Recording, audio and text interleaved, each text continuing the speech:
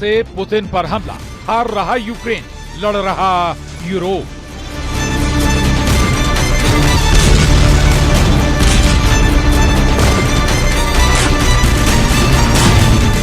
America ने Ukraine को फंसा दिया।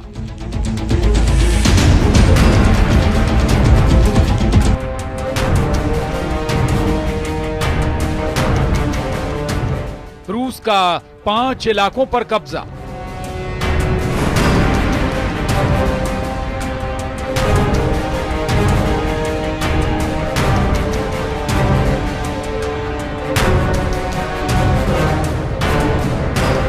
अब यूक्रेन के लिए 4 साल से चल रही जंग कोड़ में खाज की तरह साबित हो रही थी। जिस अमेरिका के हथियारों के दम पर यूक्रेन रूस पर भीषण हमले कर रहा है, उस यूक्रेन के पास आज एक भी पैट्रियट मिसाइल सिस्टम नहीं बचा है।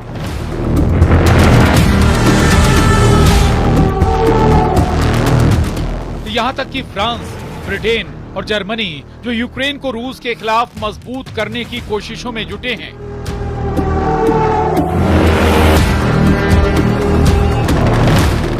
वो भी रूस के भीषण हमलों को देखकर दहल गए।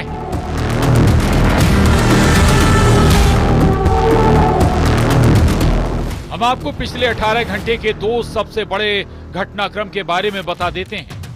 पहला है फ्रांस की राजधानी पेरिस में यूरोप, अमेरिका और यूक्रेन के अधिकारियों और मंत्रियों के बीच हुई वॉर मीटिंग पूरी तरह से फेल हो चुकी है।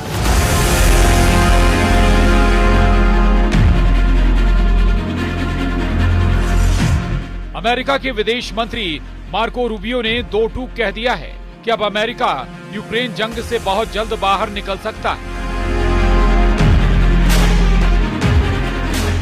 क्योंकि 90 दिन से शांति वार्ता पर यूक्रेन का रुख बेहद नकारात्मक रहा है। साथ ही अमेरिका के विदेश मंत्री मार्को रूबियो ने इशारों ही इशारों में फ्रांस, ब्रिटेन और जर्मनी समेत यूरोपियन यूनियन की नीयत पर सवाल उठाते हुए कहा है कि कुछ देश और संगठन रूस यूक्रेन जंग रोकने में बाधा बन रहे हैं।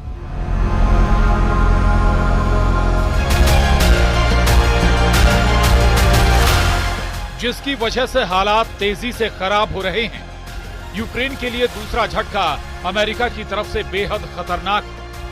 अमेरिका ने यूक्रेन को सबक सिखाने के लिए अब ये कहना शुरू कर दिया है कि साल 2014 में यूक्रेन के जिस क्राइमिया पर रूस ने कब्जा कर रखा है, उस यूक्रेनी इलाके को रूस के पक्ष में अमेरिका मान्यता दे सकता है।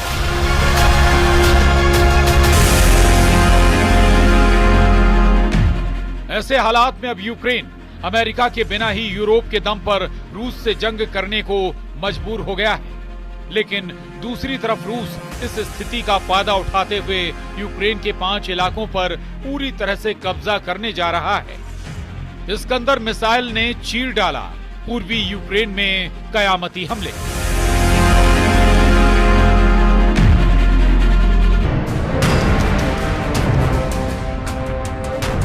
जंग के मौजूद हालात पूरी तरह से यूक्रेन के खिलाफ जा रहे हैं। इस वक्त रूसी सेना पूर्वी यूक्रेन और दक्षिणी यूक्रेन के बड़े इलाकों पर सबसे तेज और खौफनाक हमले कर रही है। आप इसी से अंदाजा लगा सकते हैं कि रूस ने यूक्रेन के सुमे, ओदेसा, खार्किव, खेरसोन, लुहांस्क और जपोरिजिया पर पिछले 15 दिनों में इतने तीखे और प्रचंड हमले किए हैं कि लगभग 500 से ज्यादा मोर्चों से यूक्रेनी सेना भाग खड़ी हुई।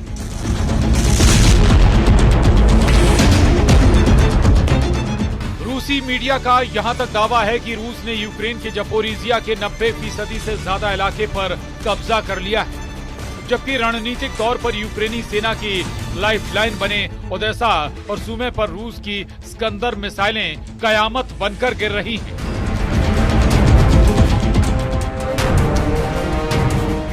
रूस के खूनी हमलों को यूक्रेन ने ब्लैक फ्राइडे और पाम संडे के नाम दिए हैं। वहीं दूसरी तरफ रूसी मीडिया का अमेरिकी अधिकारियों के हवाले से दावा है कि इस वक्त यूक्रेन में कम से कम 30 देशों के भाड़े के सैनिक रूसी सेना पर पश्चिमी रूस के कुर्स्क और पूर्वी यूक्रेन के डॉनबास में हमले कर रहे हैं। दावा तो यहां तक किया जा रहा है कि कई नेटो देशों के सैनिक यूक्रेन की जमीन से ही रूसी सेना पर हमला करने में जुट गए हैं।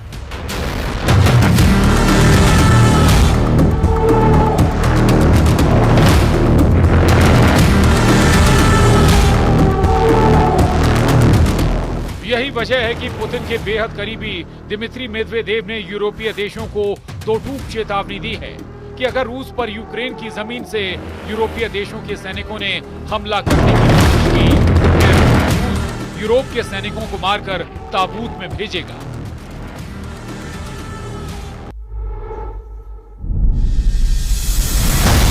फ्रांस की राजधानी पेरिस में अमेरिका की कोशिशों को यूरोप और यूक्रेन दोनों की तरफ से जोरदार झटका मिला।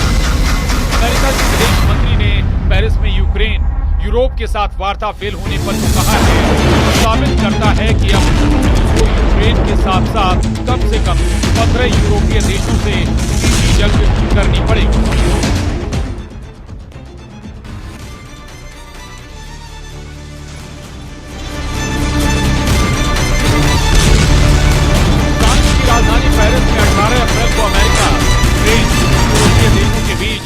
यूक्रेन की शांति वार्ता को लेकर कई घंटे तक बात हुई। इस मीटिंग में अमेरिका की तरफ से विदेश मंत्री मार्को रूबियो और राष्ट्रपति ट्रंप के विदेश दूत स्टीव विटकॉक मीटिंग में शामिल हुए। लेकिन फ्रांस के राष्ट्रपति इमैनुअल मैक्रोन, यूक्रेन और ईयू के अधिकारियों ने साफ मना कर दिया कि वो उसकी शर्तों के तहत किसी भी शांति वार्ता को नहीं मानेंगे।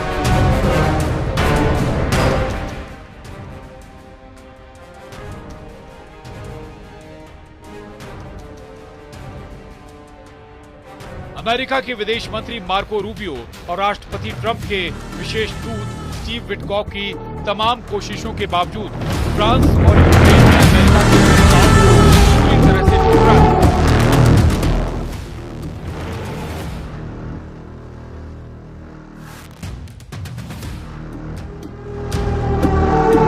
जिसके बाद मीडिया से बात करते हुए अमेरिका के विदेश मंत्री मार्को रूबियो ने साफ कहा कि जो हालात बन रहे हैं उसे देखते हुए अमेरिका बहुत जल्द रूस यूक्रेन शांति वार्ता से बाहर निकल जाएगा।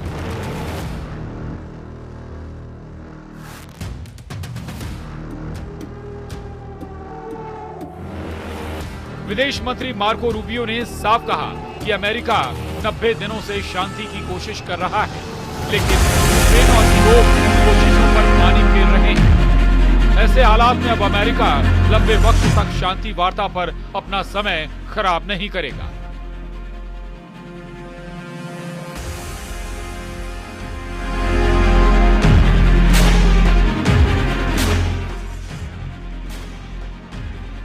इधर राष्ट्रपति पुतिन ने अपने कमांडरों को नए सिरे से आदेश दे दिए हैं कि क्राइमिया के अलावा यूक्रेन के 4 प्रांतों पर पूरी तरह से कब्जा करो। ISW के मुताबिक इस वक्त रूसी सेना यूक्रेन पर औसतन हर दिन 200 हमले कर रही है, जिसमें रूसी पैदल सेना, रॉकेट, टैंक और तोप ब्रिगेड के अलावा रूस के फाइटर जेट्स ने प्रोग्राम मचा रखा है। एक अनुमान के मुताबिक 250 से ज्यादा फाइटर जेट इस वक्त यूक्रेन के पूर्वी और दक्षिणी हिस्सों पर हमले कर रहे हैं।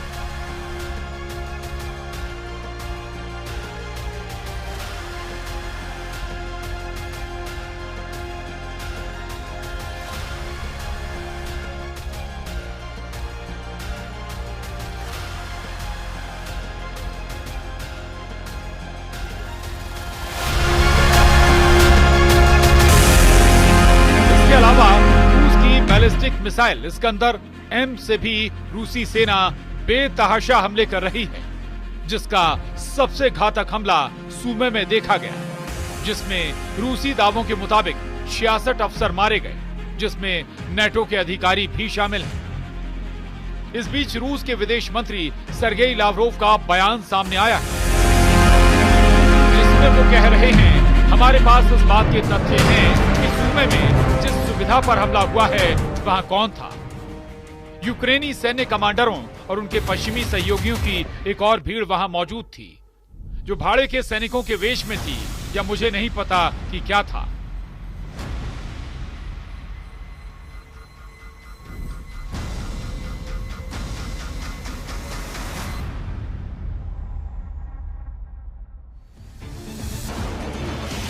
राष्ट्रपति जेलेंस्की ट्रंप से इस बात को लेकर भी खफा हैं कि उन्होंने यूक्रेन को नसीहत देते हुए कहा था कि यूक्रेन को अपने से 20 गुना ताकतवर रूस से जंग नहीं करनी चाहिए थी। और अगर 20 गुना ताकतवर रूस से यूक्रेन जंग कर रहा है तो फिर दुनिया भर से मिसाइलें क्यों मांग रहा है? अब ट्रंप ने ऐसे संकेत दिए हैं जो यूक्रेन को खून के आंसू रुलाने लगा है। जरा देखिए।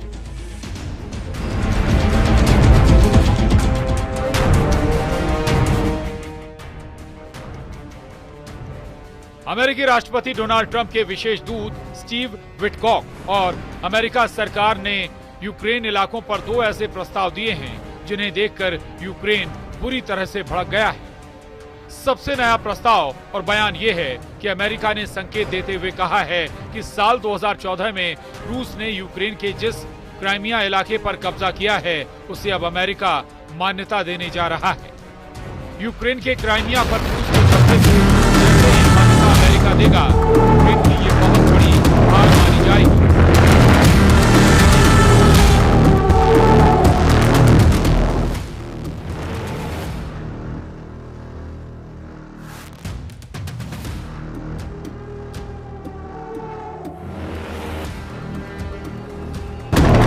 अंतरराष्ट्रीय समुदाय का बड़ा हिस्सा यूक्रेन के क्राइमिया को रूसी क्षेत्र नहीं मानता है।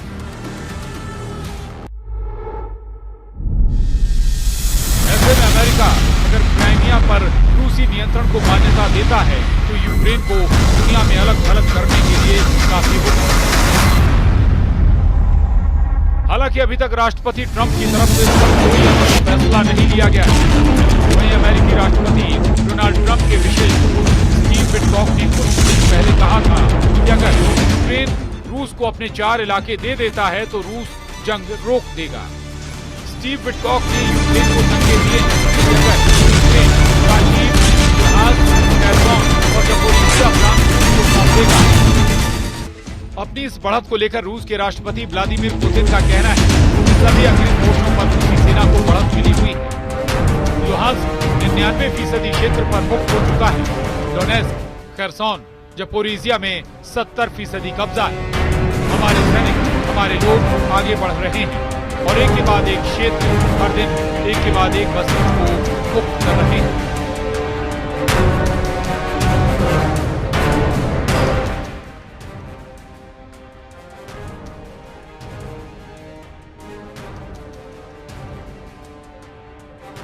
अब देखना होगा ऐसे हालात में अगर अमेरिका हाथ खींच लेता है तो फिर यूक्रेन रूस से जंग कैसे कर पाएगा।